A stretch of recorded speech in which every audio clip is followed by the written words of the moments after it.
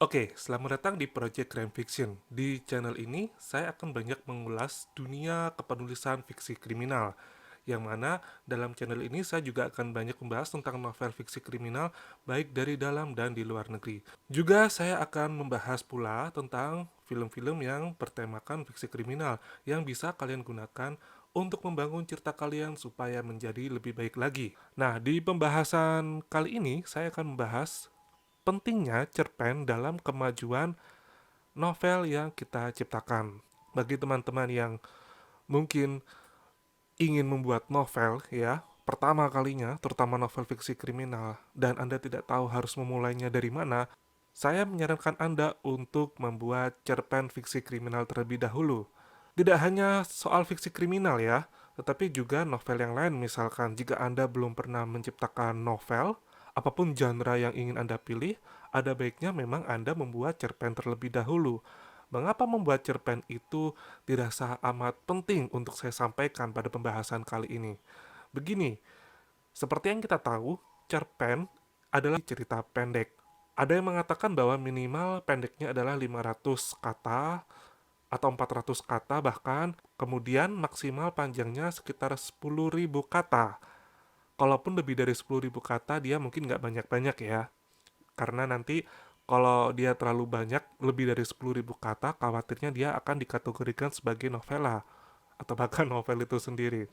Nah, meskipun cerpen adalah cerita pendek yang hanya termuat dalam kata yang relatif tidak sebanyak novela atau novel, namun apa yang disampaikan dalam cerpen terbilang cukup padat. Dan keunggulan cerpen adalah dia bisa dibaca dalam sekali duduk oleh pembaca. Kemudian, apalagi kelebihan menulis cerpen untuk kemajuan pembuatan novel fiksi kita yang pertama kali. Nah, di sini saya akan menjelaskan beberapa kelebihan dan mengapa cerpen ini layak dibuat pertama kali daripada Anda yang belum pernah bikin novel, lalu langsung Anda bikin novel. Begini, di dalam cerpen ada banyak atau bisa dibilang hampir semua unsur kepenulisan, terutama kepenulisan fiksi, ada di dalam cerpen. Yang pasti ide cerita ya, kemudian ada plot, kemudian ada karakter, ada latar tempat dan waktu, ada dialog pula, kemudian ada konflik, dan lain sebagainya itulah.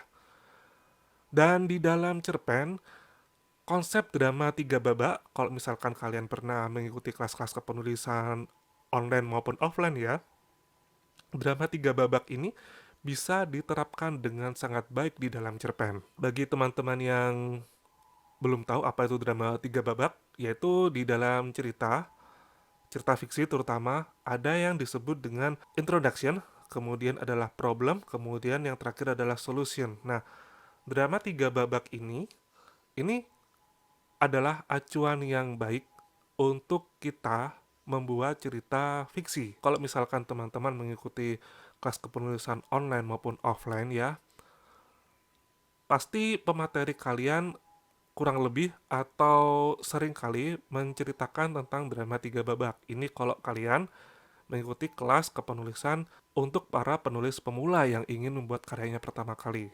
Nah, di dalam cerpen, konsep drama tiga babak itu bisa terangkum dengan baik.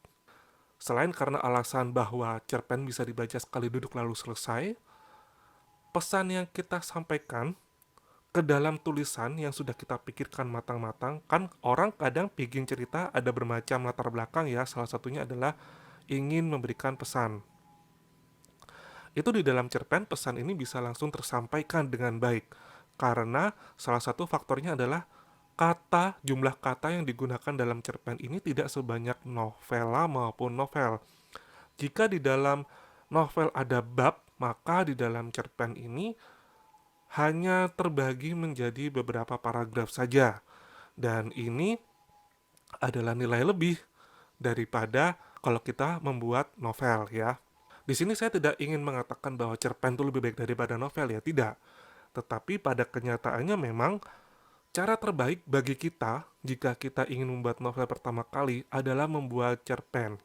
Kalau bisa sih cerpen sebanyak-banyaknya ya, supaya kita bisa tahu kalau cerpen satu ini selesai, cerpen kedua selesai, lalu kita serahkan kepada lomba mungkin, atau mungkin kita serahkan pada teman-teman kita, atau first reader untuk dibaca, maka kita akan mendapatkan input yang baik ke kita secara langsung ya. Kalau kita misalkan ikut lomba membuat cerpen pertama kali, lalu kita ikutkan event ya, kalau misalkan belum menang, berarti kan kita kan ada feedback nih, ada feedback secara tidak langsung ya, bahwa oh ternyata kita menulis ceritanya ini masih kurang.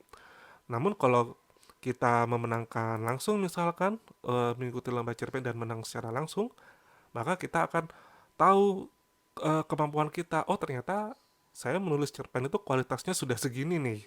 Nah, apa yang harus dilakukan setelah itu?